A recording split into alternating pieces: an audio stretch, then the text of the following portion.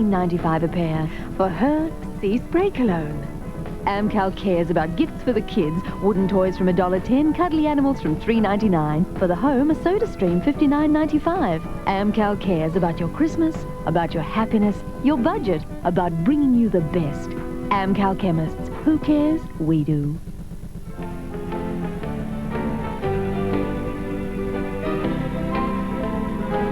London, where after a day spent amongst tradition and pageantry, or shopping in the world's most famous store, you can get together with old friends for a drink and share the magic of this historic city.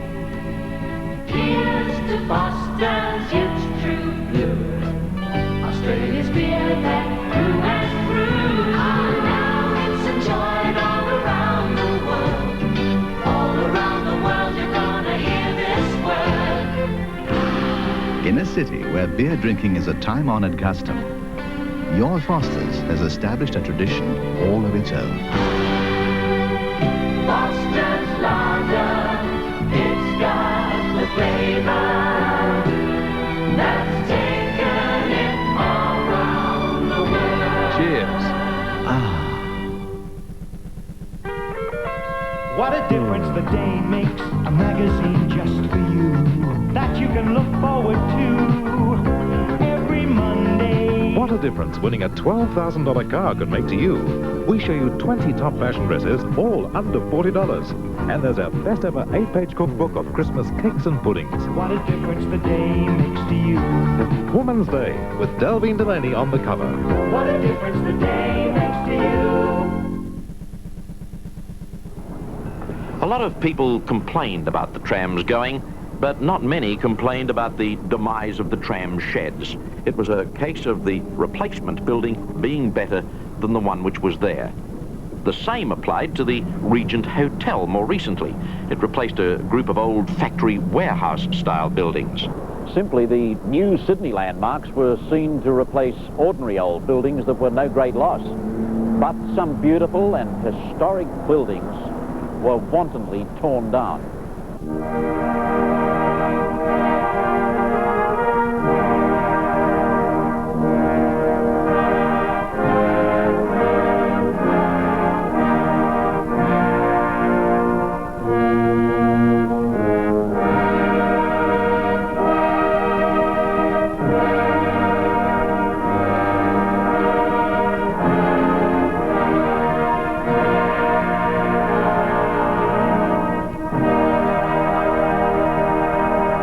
The destruction of the old buildings may have continued to the stage where Sydney became a complete glass and concrete jungle, except for this man, Jack Mundy, builder's labourer, who became one of the city's leading conservationists. For his trouble, he was thrown out of the union he led, saying the developers got to some of the other officials of the BLF. The government at the time was very pro-development, led by the then Premier, Sir Robert Askin, and very kind to the developers, and so the developers were having a field day. What would have happened to an area like the Rocks if there hadn't been green bands? Well, the Rocks would have been smashed down altogether, because it should be remembered that there was to be $500 million worth of high-rise development, and that was 12 years ago. Well, imagine had that taken place, well then you wouldn't get millions of visitors coming to see the character of the Rocks, because the character wouldn't be here. Ours were environmental bands or social bands, always called to support people, ordinary people who wanted some say in decisions affecting their lives. And I think that was the great democratic tradition that won so much support for the Green Band movement. Do you see any sort of a problem with conservationists, removal of trees and so on? I would say that there'll be some disappointment, and I'm disappointed, as the government is, that it has been necessary to get the car park to move, in particular 3 Moreton Bay figs. But perhaps the people of Sydney would be most thankful that these old fig trees were saved. The parking plan lapsed and cars stayed away from the Opera House en masse. The most publicised green bans were imposed here in Victoria Street, where Jack Mundy's role was overshadowed by others, particularly the murder, abduction of Juanita Nielsen, who'd been leading a campaign against development of Victoria Street.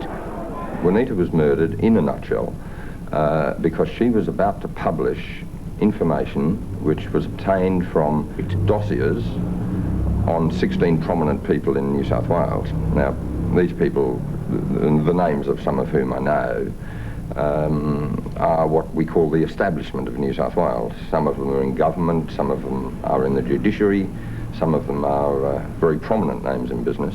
And the dossiers, as I understand it, revealed a large amount of corrupt and immoral, perhaps, practice on behalf of these people. She was murdered, and the body was severed into pieces, and the pieces were fed down an incinerator, an industrial-sized incinerator, which is pretty gruesome. She did say to friends in the last week before she disappeared, clutching a bundle of papers under her arm, saying things like, "I'm onto something big. If anything happens to me, keep up the struggle." King's Cross was going to be called Queen's Cross, but they saved the name for a square nearer the city. Well, Bumper Farrell was in charge of the vice squad here at the time, and he was a really well-known footballer, you know, from new tennis, played first grade and all that, and he was assigned up here to clean the cross up. And he was an outstanding man physically, but he also had a face that only a mother would love. Oh, terrible. Cauliflower ears and nose all over his face, but he's a very likeable character. Anyhow, one night in particular, the cab rank used to be in front of the hotel. We used to work a bit hot of a night in those days, and we used to get the people coming out of the hotels, which was really big business. And he walked up Penny's Lane, which was a dead-end lane behind the hotel, and two fellas decided they were going to get him. So as he walked up the lane, they snuck up behind. There's a bit of a scuffle in the lane. Next thing, Bumper Farrell walks out of the lane. He's got hold of each one of their legs behind, one leg dragging them down the road, with their heads just gently hitting the road as he walked down the road. They were the days when the cross was full of characters. If the cross is losing characters, there are some things about it which have assumed the role of mainstay. Les Girls is the cross, along with the show's evergreen star Carlotta. This is one part of the cross people expect to see. It's one of the things which brings them, and which still brings them, despite stories that the nightlife here is dying. Curiosity. Yeah. The people obviously act curious when they get in here? When they first come here, it's funny when you get a lot of the mums and dads in on the weekends, they come in and the dads really have to be dragged along. They think, oh God, you know, I don't want to go and look at a bunch of queers dressed up as girls. And as soon as the show starts, they relax and they realise that they're being entertained and they forget that you're actually boys. But I keep reminding them all the time. Yeah.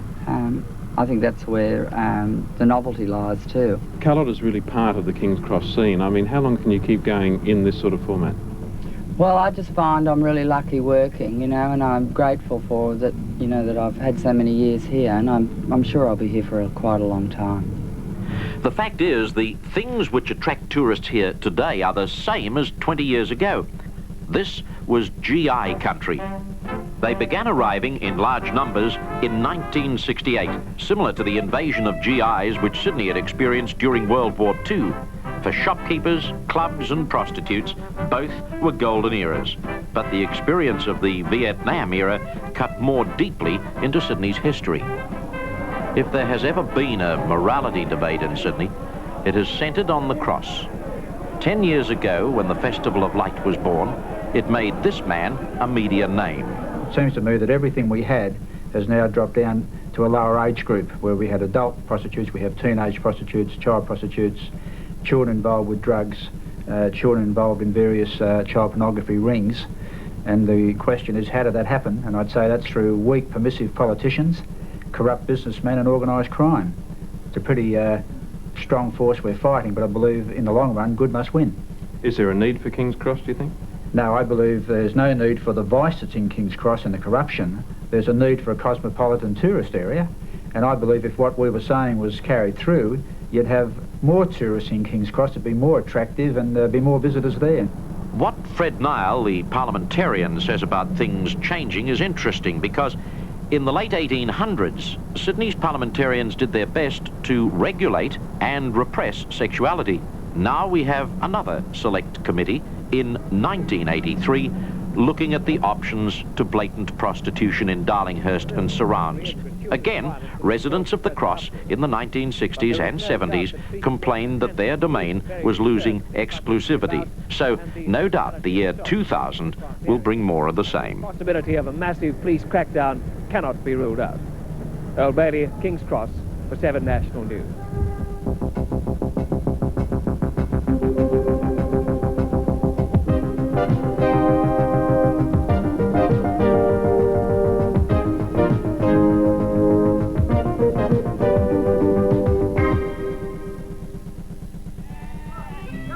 You think you've got flies? Out here we got more flies in a zipper factory. And big. They're big enough to share. So the missus got this can of Mortine Fast Knockdown, and those flies went down quicker than cold beer in a dust storm. And it's a new formula. Doesn't smell like sheep dip. Good for blowies too. Here's one now. And that was just a baby. Mortine, Australia's fastest fly spray. Today's World of Gas is coming to your home in a special gas company catalogue. Feature-packed gas cooking appliances discounted by up to 15%. Gas heater prices cut to cost and nothing to pay until April next year. Save up to 15% on gas hot water heaters, plus special offers to help you get the gas on. And a chance to win a Rinnai Gourmet Barbecue or one of 30 Weekender barbecues. Look for your gas company catalogue and turn on to today's World of Gas. From this trusted symbol, the latest breakthrough in pain relief, Solvin. A rapid pain relief tablet with no need to wait for a glass of water. It simply dissolves in your mouth with a clean, fresh taste. Use only as directed and see your doctor if pain persists. Solvin, a pleasant-tasting pain reliever that's effective and rapid, anywhere, anytime. No need to wait for a glass of water. This is the sign of a new era in pain relief. Solvin. From Nilex, the ultimate in garden watering system. Nilex Premier Hose. That gold stripe is your guarantee of quality. An extra reinforcing makes it tougher, stronger, more flexible. Built to last, and it's guaranteed. Like Nilex Gardena fittings, one for every job. Nilex Premier Hose and Nilex Gardena fittings. For our money, it's Nilex or it's nothing. Despite the occasional hard line, we've accepted the vice and permissiveness of King's Cross. Yet it is less than 7 years ago that a small beach hidden behind the cliffs of Vaucluse, just kilometres from the Cross, hit the headlines. Neville Wran announced in October of 1976 that both Lady Jane Bay and Reef Beach would open as nude beaches for a trial period. We don't want to come here and see you, Vic. Well, good. Stay away. It's only the one. No, we won't stay away. Well, then come. None of us became nudists. We were born nudists. And that about sums the whole thing up. We've had the voyeurs and the perverts and the deviants wandering through the bush just down here. It's only 5 minutes walk. If the cameras were panning off, they'd see a slab of bush there, and 5 minutes into the bush there, easy walking, is Reef Beach. And these characters, they leave their gear off as they leave the beach and put their gear on only at the end of the street here. Charming, you know. So when we get to a situation where some child, and there are many in this area, is going to be molested by some devo in there, I think the locals will take the law into their own hands on that occasion, make no bones about it.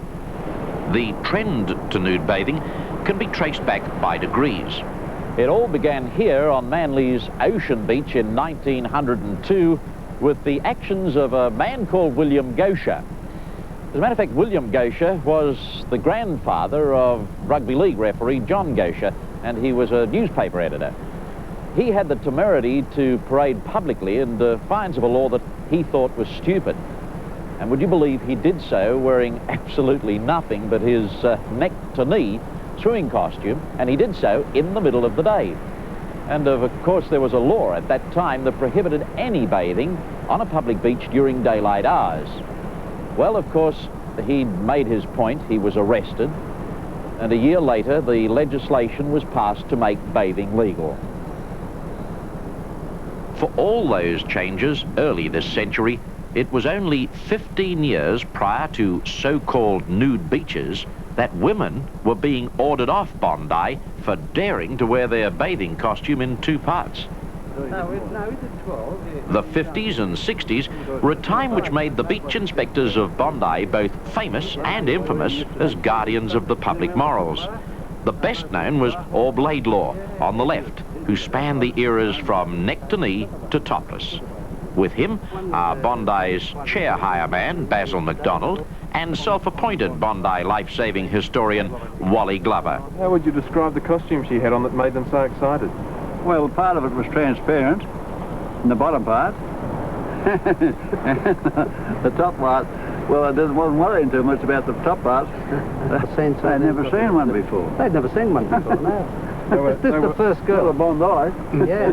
And by the time they got her through my place, just prior to that, you know, all over her backside, any bare spots like the arms and that, you know, were quite bruised and finger marks all over, you know, with her squeezing her and slapping her and everything like this. The poor damn girl would be very, very pleased when she got as far as that for pleasant. In the early 70s, almost by way of making amends, Bondi and its inspectors led the way by being the first beach in Sydney to sanction topless bathing. The bi in bikini was suddenly missing, while the kini is under threat. It's not a family beach, no more. It was said that Orb Laidlaw ruled Bondi from 1930 until 1969. He was called a prude, overbearing, a dictator. Orb was involved in 6,000 rescues. They included Black Sunday, Australia's biggest surf rescue, in February 1938. It left 40 people unconscious and 5 dead. An American doctor on the beach at the time said, "There are no men in the world like your lifesavers. This is the greatest labor of love in the world. I've never seen anything like it." And of course, lifesaving started on Bondi in 1906. There's a tendency to think of lifesaving as a male pastime, but in Sydney, women have been involved for years. In the 30s, they led the parade to open the bridge. It took a lot longer for a Sydney girl called Pam Burridge to show that she could mix it with the men in surfing. It was only in the last year or two that she became the first woman to compete against men here. And it's Sydney where she thinks the surfing is best. Surfing in Sydney is great because there's a lot of different beaches that work in all different winds and swell conditions, and all year round you just get fun conditions.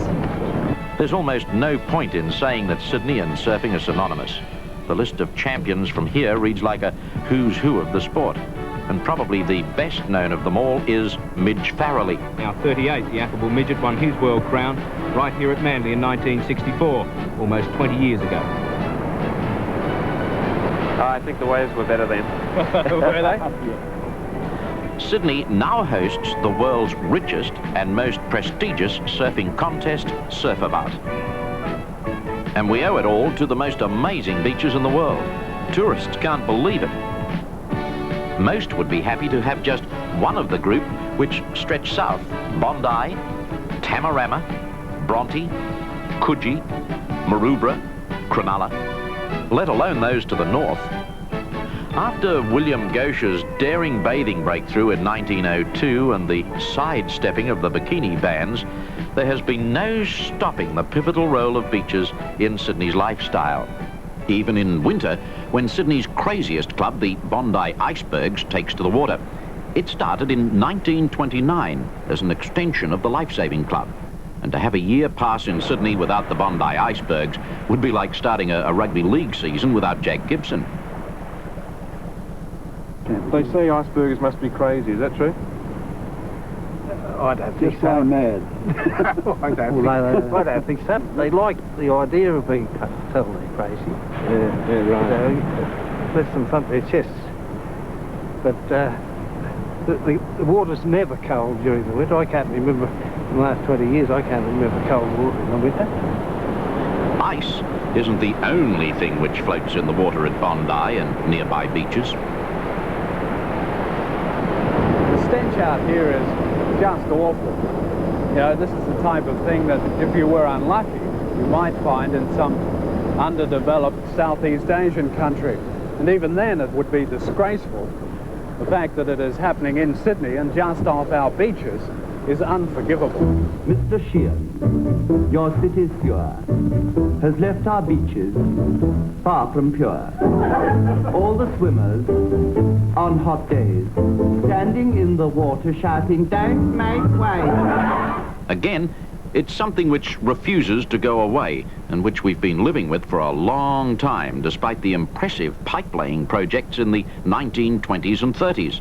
Part of an earlier effort to beat Sydney's sewerage problem still stands at the corner of Elizabeth and Bathurst Streets.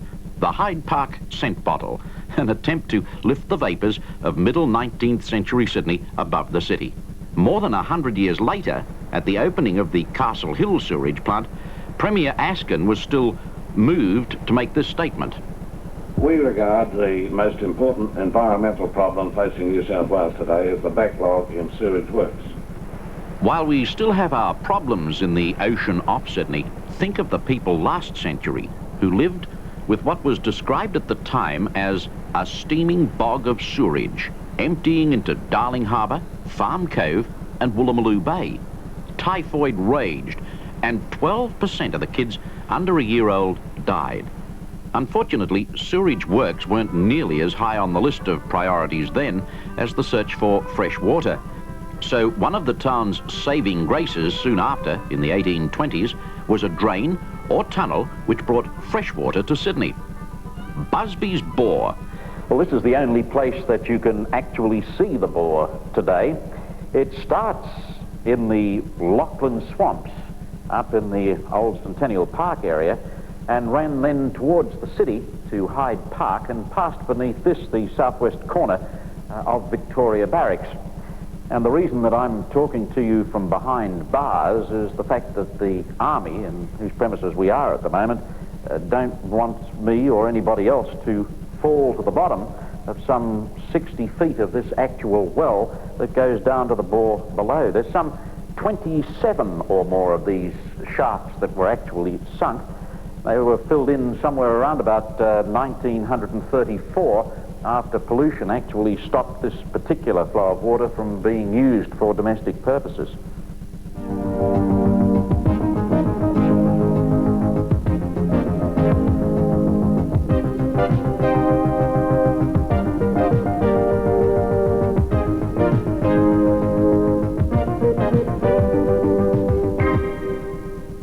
When I caught Gerald in '68, he was completely wild. Wild? I was absolutely livid. Wednesday, it's back. Outrageous as ever, not the 9 o'clock news. Gobble, gobble. Incredibly witty. It leaves some people absolutely speechless. Others saluted as sheer genius. Clever, crazy, and always naughty. You'll love it. Not the 9 o'clock news, 9:30 Wednesday. Come on. Just when you think everybody's forgotten your birthday. Everybody's remembered. When there's a great time, share the great times. Share the Kentucky Fried Chicken.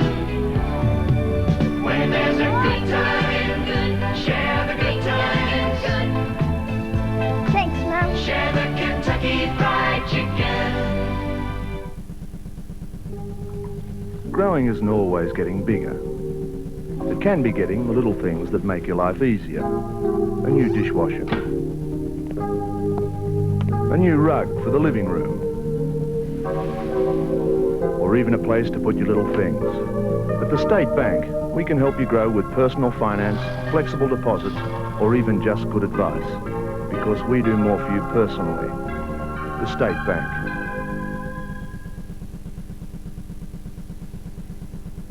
From February the 1st, everyone in New South Wales is entitled to free treatment in our public hospitals under Medicare. However, some pensioners and low-income families have expressed concern about preference for the privately insured. They can set their minds at rest.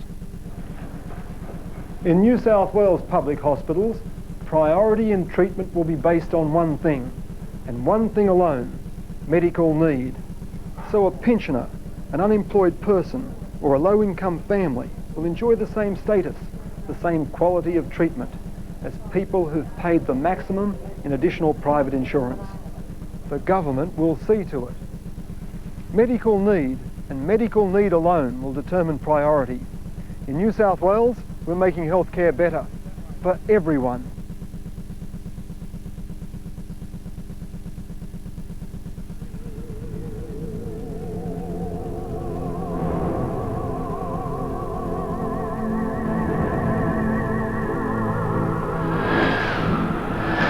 Swept in the air just behind square leg, just wide of the fieldsman. My word, that is close.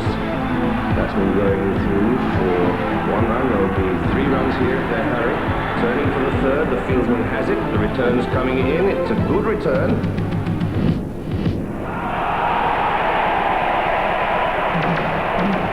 And it is very, very close. He's out. Yes, he's out. This summer witnesses the ultimate game, Test cricket. Australia's reputation will be challenged.